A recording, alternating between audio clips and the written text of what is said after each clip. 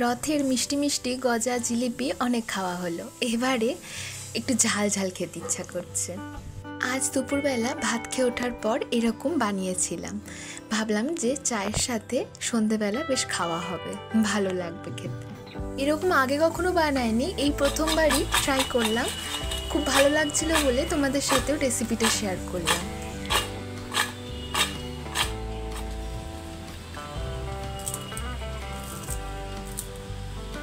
আওয়াজ শুনে তো বুঝতেই পারছো কি সুন্দর মচমচে হয়েছে, খেতেও ভীষণ ভালো লাগছিল। এখন তো বাজারে গেলেই এদিক ওদিক শুধু কচু দেখা যাচ্ছে, তো বাড়িতে দেখলাম কচু আনা হয়েছে। তো বড় বড় কচুর গায়ে ছোট ছোট এরকম কচুগুলো আটকে ছিল, তো সেগুলোকেই আমি ভেঙে রেখে দিয়েছিলাম এটা বানাবো বলে। কম বেশি সব কচুগুলোকেই আমি এক সাইজেরই রাখার চেষ্টা করেছি আর ছোট ছোট দেখেই নিয়েছিলাম। তো ভালো করে কচুগুলোকে ছাড়িয়ে নেওয়ার পর প্রেশার কুকারে দুটো হুইসেল দিয়ে নিচ্ছি। প্রেশার কুকার থেকে এবারে কচুগুলোকে বার করে নিয়ে ভালোভাবে জল দিয়ে ধুয়ে যতটা সম্ভব জলটাকে ঝরিয়ে নিচ্ছি। তো ভালোভাবে জল ঝরে গেলে এইভাবে কাপড়ের মাঝখানে একটা করে কচু রেখে একটা বাটি দিয়ে চাপ দিচ্ছি, যাতে কচুগুলো বেশ চ্যাপটা চ্যাপটা হয়ে যায়। চাপ দিয়ে এমনি কিন্তু চ্যাপটা চ্যাপটা করা যায় কচুগুলোকে, কিন্তু আমি এইভাবে কাপড়ের মধ্যে দিয়ে করেছি যাতে এক্সট্রা জলটাও কাপড়ের মধ্যে শুষে যায়। যত বেশি জলটা কচুর থেকে বেরিয়ে যাবে তত কিন্তু সুন্দর ক্রাঞ্চি কচুগুলো ভাজা হবে। তো এইভাবে চাপ দিয়ে দিয়ে সব কচুগুলোকে আমি এরকম চ্যাপটা চ্যাপটা বানিয়ে নিয়েছি।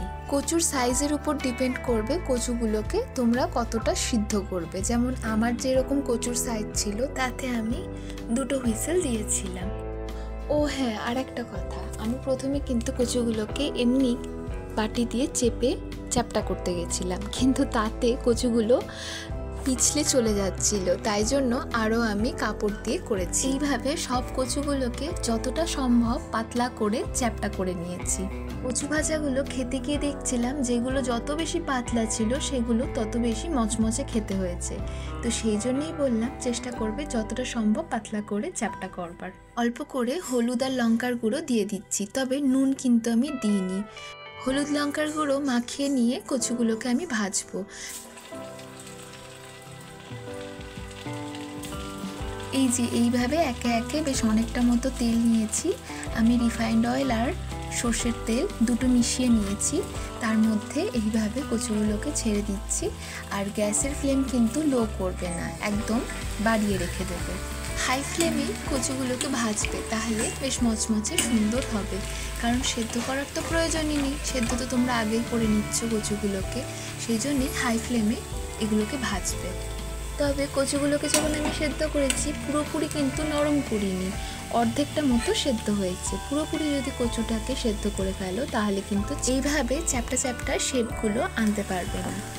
যেটুকুনি সেদ্ধ হয়নি সেটুকুনি এইরকম ভাজতে ভাজতেই সেদ্ধ হয়ে যাবে, আলাদা করে লো ফ্লেমে সেদ্ধ করার প্রয়োজন নেই। তো আমার কচুগুলো কিন্তু সব ভাজা হয়ে গেছে, আওয়াজ শুনে তো বুঝতেই পারছো কতটা খড়খড়ে মচমচে কচুগুলো ভাজা হয়েছে। তো ব্যাস, কচু ভাজা তো হয়ে গেছে। এবারে উপর থেকে দিয়ে দিচ্ছি লঙ্কার গুঁড়ো, জিরের গুঁড়ো। নুনটা দেবো না বলেই আমি জল জিরা দিয়েছিলাম, আর একটু কুচনো ধনেপাতা।